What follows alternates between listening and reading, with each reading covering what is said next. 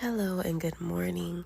Happy Venus Day to all of the lovely goddesses, witches, brujas, magical oracle, medicine women, etc. that are tuned into this podcast today. Today's energy is feeling very reflective, but very sexy. And it's mad early right now. But I'm feeling so in touch with the essence of Venus today. And for those who don't know, Friday is ruled by Venus, which is all about love, beauty, pleasure, glamour, magic, all of the beautiful things that femininity surrounds, on the polarity of it, because people love to think that femininity is simply just the glitz and glam, but femininity itself is chaos, and chaos is often demonized, but chaos is the feminine.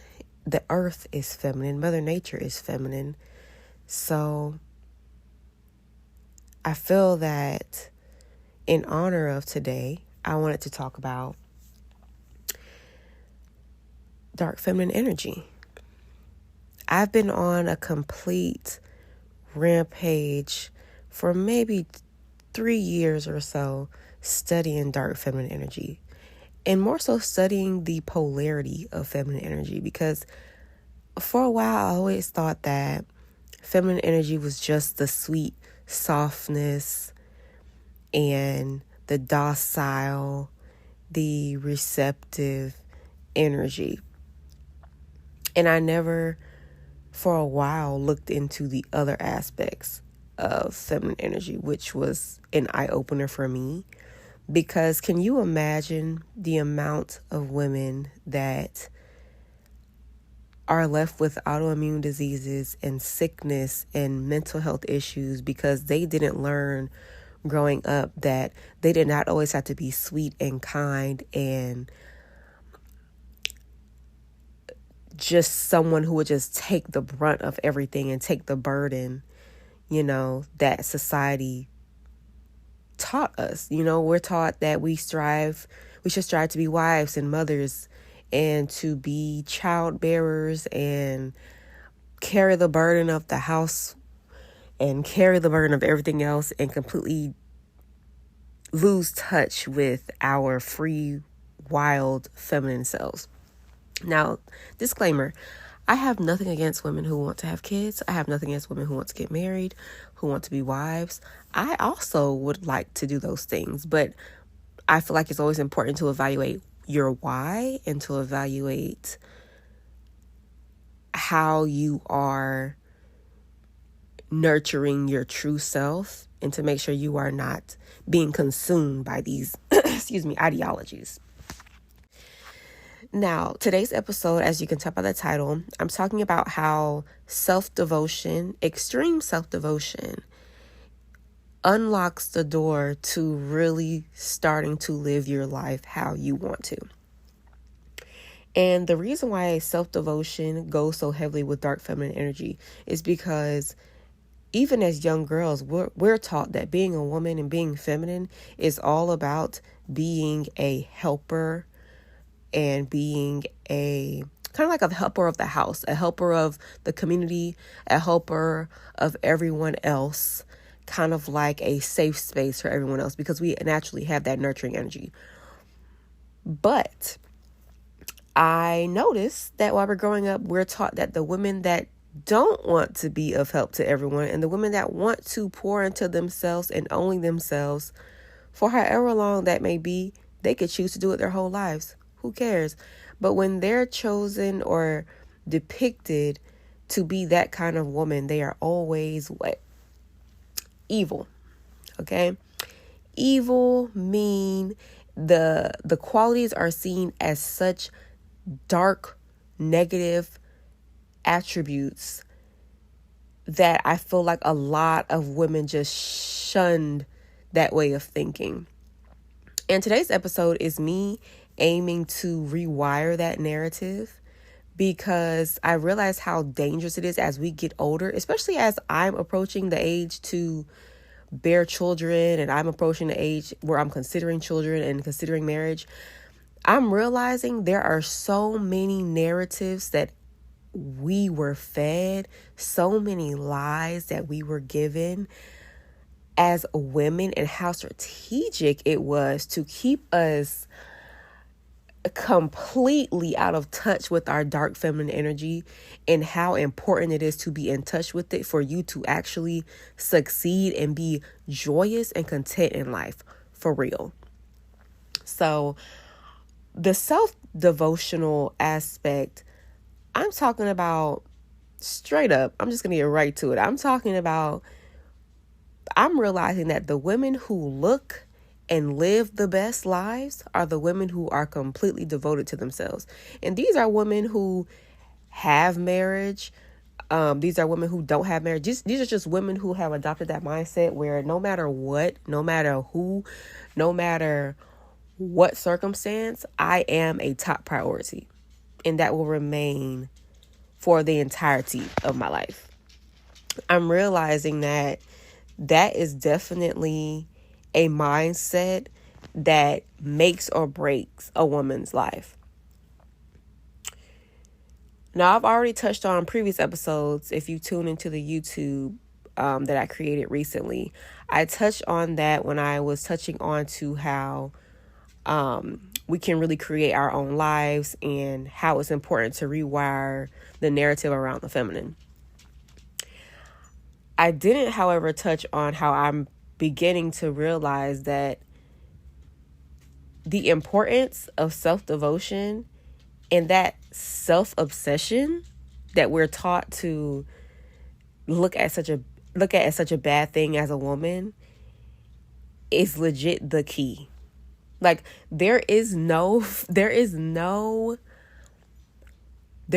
way that you can get to a certain point of true ascension when it comes to your feminine energy unless you unlock that point where you're no longer feeling guilty about prioritizing yourself, prioritizing your desires, and understanding that it is vital to your survival within this patriarchal world. So I've been on a little study where I've been, diving deep into dark feminine energy. I'm reading The Art of Seduction. I'm reading Lilith books. I'm reading dark feminine energy books. I'm learning about Black Sibyls. I'm learning about the oracles. I'm learning about all of the women that were cast out or demonized for their sexual energy or for their feminine energy or for accessing their feminine powers and using it to benefit their lives. I'm looking at the ways that women were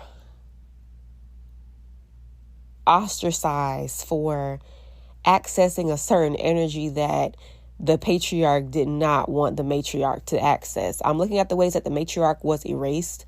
I'm looking at the reasons why they were erased. I'm looking at the strategies. I'm looking at the historical stories. I'm looking at how the women are depicted. And then I'm looking at today's standpoint and like the things that are going on now with us as women, the laws that are being passed. And I'm like, I feel like majority of us can understand that God is indeed a feminine energy. There is no way that God is a masculine energy. And I say this because feminine energy is so in tune.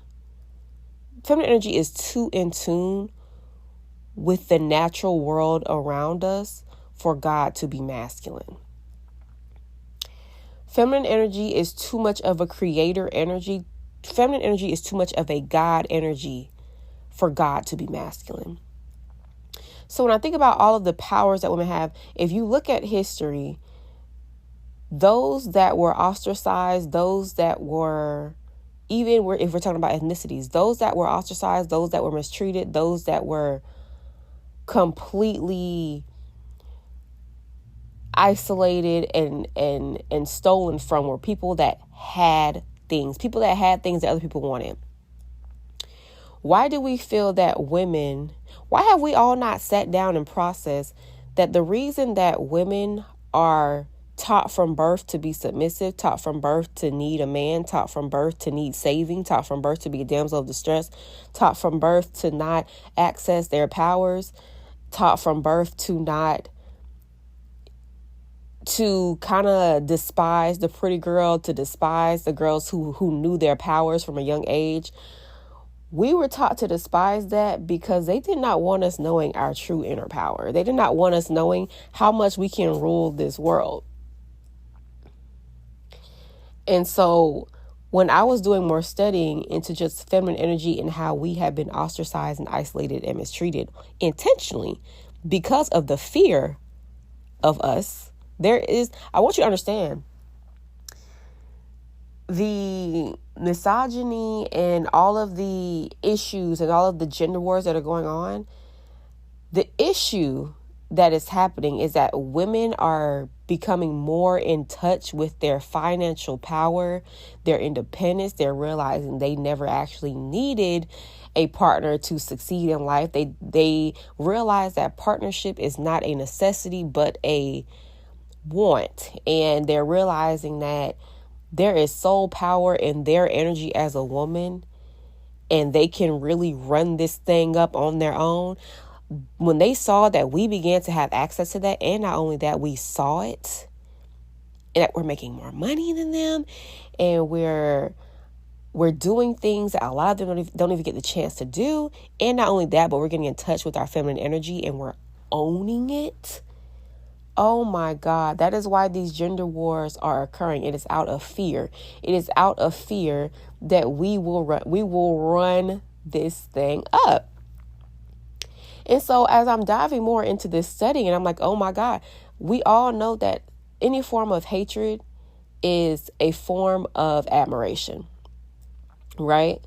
And so when I was looking into that, I was just like, wow, so this all makes sense. So now that I know that my womanhood is coveted and it's strategized to be disconnected from, I now have to do the due diligence of making sure I'm even more so connected with myself.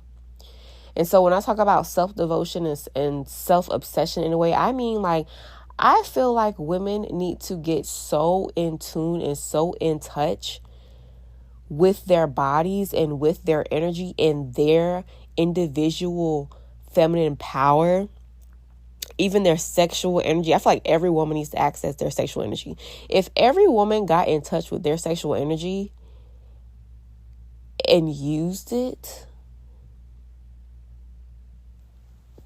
it would really shift some things out here. Really, really shift some things out here. And that's the purpose of this podcast. Like, I'm always aiming, like, let's wake up. Let's wake up. Let's wake up and let's run this thing up. You feel what I'm saying? So anyway, when I get back to saying the most beautiful women and the most successful women are women that prioritize themselves and have a self-devotion prioritization within their lives. That is true. If you look at women like, let's say, who do I want to name? One woman that sticks out to me particularly, I'll use Rihanna. I feel like Rihanna has always had this, she was the perfect example of when she first came in the game. She was this soft, light, feminine energy. And then she reached this era where she was like, you know what? I don't give a F. She got ISIS tattooed on her chest. And I feel like, I fully believe that when women tattoo divine feminine energy on their body, something happens. Like, something happens that triggers that wake up to really see the power in their essence. And I feel like Rihanna, that definitely happened to her. And I feel like she got into her dark feminine energy, and we all saw it, and we were just like, wow, like, this is, Rihanna is such a pinnacle for the rise of dark feminine energy, whether she knows it or not, because Rihanna definitely set that standard for, I'm going to do what I want as a woman. You're not going to tell me what to do. I run this up. We got Megan Thee Stallion. I love her too. I feel like she's definitely someone that's in her dark feminine energy. and owns that. And really what it is just women who own their desires and own their individuality, and they're not letting a man, they're not letting a woman, not letting anyone come in and take that from them. They say what they want, they mean what they want, they said what they mean what they said. Okay, and I feel like a lot of people, when they think about dark feminine energy, they think about just sexuality. And that's such a lazy way to think about it. That's more so of a patriarchal way to view dark feminine energy. They think of it as like a seductress energy, and that's it. It is so layered. It is so layered. Dark feminine energy is simply a woman stating what she wants and being ferocious about making sure she gets it and not accepting anything less, and not feeling like she needs to be this docile energy of a woman in order to appease anyone. Because truthfully, I have witnessed soft feminine energy, and without that balance of the dark feminine as well, you will get ran over. And I know that people always assume, soft feminine energy means you need to just be receptive. And I feel like people need to understand there's always a context with things, right? So even with my episodes that I made about feminine energy and living a soft life, there has never been a time where I've said, you don't need to have boundaries. You don't need to stand up for what you believe in. You don't need to enforce your boundaries and go for what you want. When I talk about soft feminine energy, I'm always talking about cultivating the life that keeps you in that soft feminine energy. Doesn't mean you don't have to fight for it at times. Doesn't mean you don't have to raise some chaos about it sometimes. There has to be a balance. But I feel that a lot of women are in fear of entering that self-devotional aspect of their lives because they feel that it's so uncomfortable for them to actually choose and prioritize themselves. And it serves such a disservice to a woman's life when she cannot dive into that realm and feel blissful about it. Because you were never supposed to feel like you came last. It was never supposed to be like that. I don't think it's ever supposed to be like that. I feel like, unfortunately,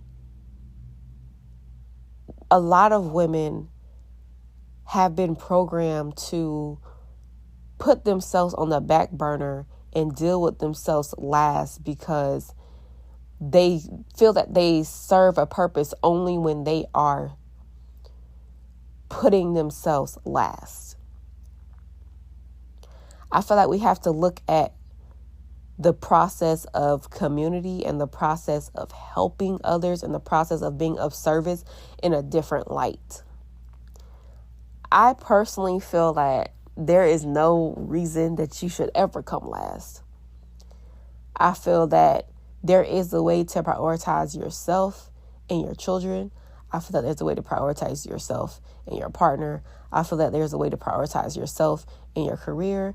I feel that there's always a way to balance both of them, but it does take a lot of introspection and rewiring your brain to where you don't feel that you have to sacrifice yourself.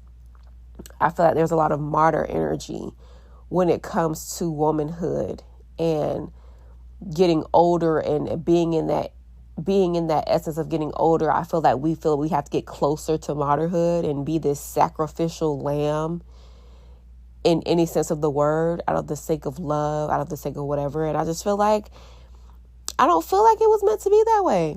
I don't. I feel like that was a setup. That was a setup. Just like I feel like in relationships, when women are these hot, sexy sirens and then they get with someone and then, they either have a partner that drains the life force out of them or they kind of lose touch with themselves because they become too engrossed with other things, and with sometimes life can just throw you a whirlwind. You can get out of touch with yourself. I feel that it can happen so easily when women can get so out of touch with themselves. But we have to have that self-prioritization to make sure that we don't get to that point. It's very easy to lose yourself in this chaotic world. And it's very easy to fear what we don't know. It's so easy to fear what feels uncomfortable. But sometimes the things that feel uncomfortable are the things that are going to change our lives and the things that are going to literally save our lives. So I want to challenge whoever is listening to this and you're like, oh my gosh, I don't even know where to begin. I want to challenge you to, even today is Friday, today is Venus Day. If you would take today to just do your hair, do your makeup, do a nice self-care ritual, run yourself a bath, speak beauty over your life, do some affirmations, do a beauty ritual, do something that makes you feel like you are prioritizing yourself and putting yourself on an altar, putting yourself back on the throne, putting yourself back on the throne of your life. Assess where the throne in your life is and what sits upon it. And if it ain't you, we got some work to do. I want you to assess what is sitting on the throne right now. And am I looking up at my throne or am I sitting in it? That's what I want you to assess today. And I would love to hear you guys' revelations. I would love to hear you guys' viewpoints on this. I love to hear you guys' stories. I love to hear you guys' stories about like your journeys and just how you got here to this podcast, and how you got to your interest in this topic, and how you're navigating this, and how you're figuring it all out. I feel like beautiful things happen when you're intentionally rewiring the narrative within your brain, especially when it comes to your womanhood and when it comes to how you show up. I will always say, I feel that women die and are reborn 1,000 times in a lifetime. And you can't fight it. You just got to let it happen. We're very transformative beings. If we look at our cycles, for instance, they are repetitive cycles of death and rebirth. And just like the moon, there's illumination and there's void, and there's illumination and there's void. We're synced with the moon. There's no reason why you should feel that you do not also go through those cycles of death and transformation. That's your whole essence as a woman. You're transforming in every sense of the word every month, so don't be afraid to explore yourself. Don't be afraid to explore the depths of the aspects of yourself that you want to dive into. And don't be afraid of your shadow. Because once you face your shadow and you become friends with it, and you learn to nurture her, but you also learn how to talk to her, and you learn how to toughen her up, and you learn how to integrate her, I feel like the guilt of putting yourself first, the guilt that comes with changing things up to serve you best, it dwindles away. So embark on that journey. It's a beautiful one. It's eye-opening for sure. And I've had a few people contact me about book recommendations. There is one book that I want to recommend. Well, two books. I'll recommend The Art of Seduction by Robert Greene. And I also recommend The Dissident Daughter by Sue Monk Kidd. She's also the author of The Secret Life of the Bees. That book, The Dissident Daughter, it's a book where she talks about her transition from Christianity to the sacred feminine. And that book changed my life. That was the book that I picked up from a random bookstore about 5 minutes from my house. And this was back in 2018. And I read that book. Actually, it was 2017. I read that book and my life was changed forever because